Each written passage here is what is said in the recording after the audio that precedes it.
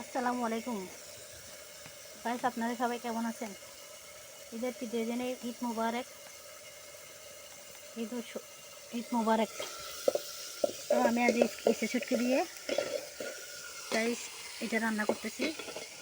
ঘোড়ার ডিম রান্না করতেছি, ঘোড়ার ডিম ইসে শুটকি দিয়ে।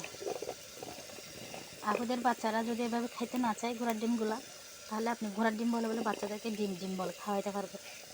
একটা ভালো একটা পদ্ধতি, বাচ্চাদেরকে কীভাবে খাওয়াবেন টেকনিক আর কি। সাথে চাইলে বাচ্চার বাবাকে খাওয়াতে পারবেন। ঘোড়ার ডিম বলে বলে ঘোড়ার ডিম খাও, ঘোড়ার ডিম খাও।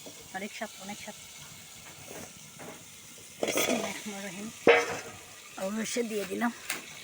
মাটির চুলা রান্না করতেছি, যে গরম বাবরা বাবা, তার মধ্যে গোসল করার মতো এরকম হয়ে গেছে। এই ছিল ঘোড়ার ডিম আজকে রান্না। তা আপনি কি ঘোড়ার ডিম পছন্দ করেন আমার মতো? শুটকি দিয়ে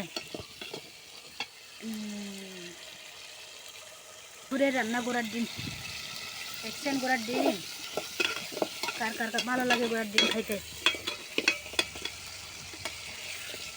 ইসুনি দিয়ে ঘোড়ার ডিম